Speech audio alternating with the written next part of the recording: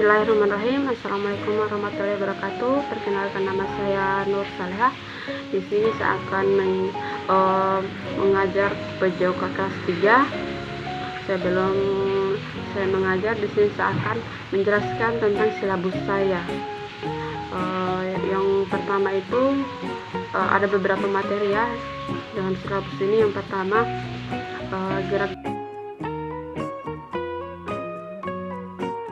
dasar bermain dalam bola. Kedua, latihan meningkatkan kelentukan dan latihan koordinasi gerak. Yang ketiga itu senam ketangkasan 1 dan senam ketangkasan 2. Yang keempat itu langkah tunggal atau gerak lokomotor dalam ritmik, langkah ganda atau gerak lokomotor dalam ritmik. Yang kelima itu renang gaya dada, latihan bernapas dan kombinasi gerakan. Yang keenam, jalan-jalan di sekitar sekolah, tempat bermain yang aman, gerak lokomotor. Yang ketujuh atau yang terakhir itu diari, demam berdarah, kebersihan jamban. Nah, sebelum saya mengajar, di sini saya akan memperlihatkan RPP saya. Assalamualaikum warahmatullahi wabarakatuh. Selamat pagi anak-anak. Gimana kabarnya hari ini? Alhamdulillah baik ya. Sekarang kita akan melanjutkan materi kita tentang senam ketangkasan 1 dan senam ketangkasan 2. Sebelum ibu lanjut, ada yang tahu apa itu senam ketangkasan 1 dan senam ketangkasan 2? Nah, senam ketangkasan 1 itu dia rangkaian gerak yang tanpa alat, sedangkan senam ketangkasan 2 itu dia menggunakan alat. Nah, sebelum kita ini ada yang tahu apa itu senam ketangkasan?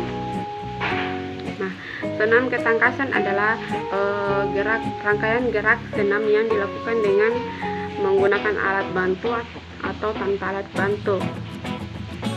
Terus, senam ketangkasan sering disebut juga dengan senam artistik karena bentuk-bentuk gerak senam ketangkasan harus sesuai dengan peraturan yang berlaku dalam pertandingan. Baik mengenai sikap pada waktu akan melakukan gerak, keindahan dan ketepatan serta keseimbangan pada sikap akhir. Senam ketangkasan ini dapat dilakukan dengan berbagai metode seperti menggunakan palang sejajar, palang tunggal, jalan-jalan palang bersingkat, dan kuda-kuda pelana. Ini jika kita melakukan gerakan-gerakan senam ketangkasan itu kita akan memperoleh pengalaman gerak serta meningkatkan kebugaran tubuh berupa gerak ketangkasan, gerak keseimbangan, gerak kelenturan, gerak kelincahan, gerak keberanian, gerak keharmonisan, dan gerak keindahan. Di sini gerak ketangkasan dibagi menjadi 2, yaitu gerak yang dilakukan dengan menggunakan alat dan tanpa alat. Di sini gerak ketangkasan itu yang menggunakan tanpa alat dinamakan senam lantai, sedangkan yang menggunakan alat itu dia dinamakan dengan senam alat. Nah, pada kesempatan kali ini kita akan membahas tentang senam ketangkasan yang tidak menggunakan alat.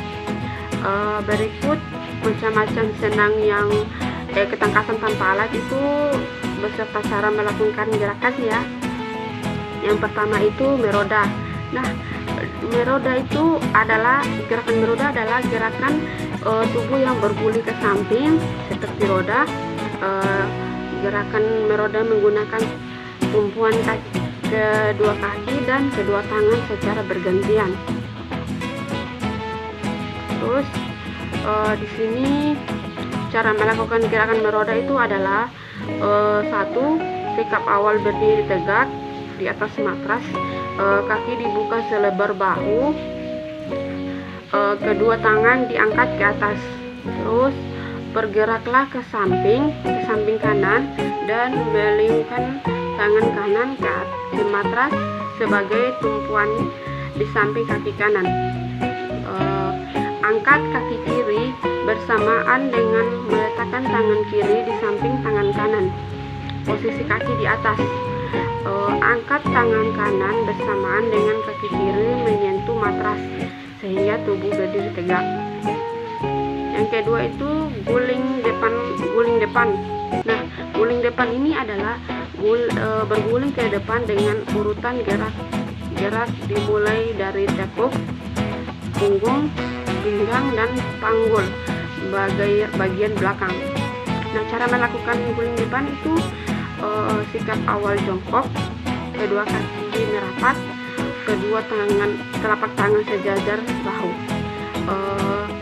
Letakkan kedua telapak tangan pada matras selebar bahu. Ketuk sikut ke samping, masukkan kepala di antara kedua sentuhan ketuk matras. Bergulinglah ke depan dengan cara mendorong berat badan ke depan pelan-pelan.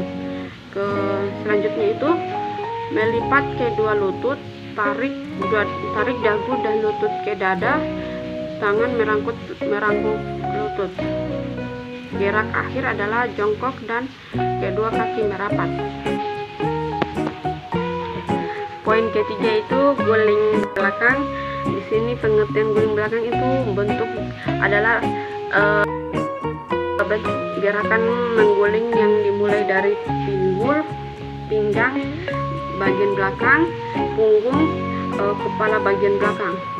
Nah, cara melakukannya adalah sikap permulaan jongkok, membelakangi matras dengan lurus ke depan, ke belakang, tarik dagu ke dada, bengkokkan lengan, telapak tangan menghadap ke atas, ibu jari dekat bagian telinga. Menggulingkan ke belakang mendarat pada kaki, tangan lepas dari matras, pandangan lurus ke depan. Tolakkan tangan sampai lengan lurus pada saat pantat melewati titik tertinggi pada waktu mengguling belakang. Mendarat pada kaki, tangan lepas dari matras, pandangan lurus ke depan. Oke, selanjutnya di sini kita akan membahas tentang senam ketangkasan 2. Tadi kan senam ketangkasan 1, dan sekarang senam ketangkasan 2. Ada yang masih ingat apa itu senam ketangkasan 2? Nah, di sini senam ketangkasan 2 itu senam yang menggunakan alat. Senam ketangkasan 2 itu adalah senam yang dilakukan dengan menggunakan alat yang dipakai. Alat yang dipakai itu semisal senam menggunakan kuda-kuda lompat sebagai tumpuan. Nah, berikut macam-macam senam ketangkasan menggunakan alat. 1. Lompat kangkang. Nah, lompat kangkang ini dia merupakan gerakan yang seperti melewati rintangan. Saat badan melayang di udara, maka kuda-kuda tangan direntangkan. Terus, latihan gerakan ini bisa menambah ketangkasan, kekuatan, kelincahan, keberanian, dan konsentrasi. Bagaimana tata cara melakukannya? Nah, begini. 1. Posisikan tubuh berdiri diikuti gerakan cepat berdiri. Kemudian badan dicondongkan ke arah depan dan kedua kaki digunakan untuk menolak pada papan sekuat mungkin. Kedua, kita juga bisa melakukan gerakan mengayun ke arah depan dari bawah ke belakang, lalu badan diluruskan agar gerakan tangkaian dapat terpisah. Yang ketiga, lakukan gerakan tolakan sekuat mungkin ketika tangan sudah menyentuh pangkal kuda. Dengan begitu, sikap tubuh ketika melayang akan terus di atas kuda-kuda. Kemudian tangan direntangkan dan konsentrasi untuk mengarah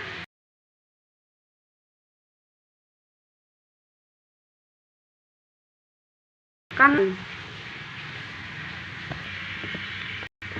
ujung kaki itu digunakan untuk melakukan pendaratan yang mengeper, dan rentangkan kedua tangan ke atas. Terus kedua, lompat jongkok. Nah, lompat jongkok ini mempunyai banyak manfaat, mempunyai manfaat yang sama dengan lompat kangkang. Perbedaannya di sini lompat kangkang hanya memodifikasikan gerakan kaki dari posisi kangkang menjadi posisi jongkok. Nah, bagaimana cara melakukannya? Satu, awali gerakan dengan berlari cepat. Condongkan badan ke depan. Lakukan tolakan pada kedua kaki ketika berada pada papan tolak, kemudian ayunkan lengan ke atas. Gerakan tangan menumpu pada pangkal-pangkal kuda, dan pandangan fokus ke depan dekat dengan kedua tangan. Terus lakukan tolakan pada kedua tangan dengan kuat dan tekuk lutut ke arah dada. Luruskan bagian tungkayan ketika posisi berada di ujung kuda-kuda. Mendaratlah pada ujung kaki dan rentangkanlah kedua tangan ke atas. Nah, itulah materi yang Assalamualaikum warahmatullahi wabarakatuh.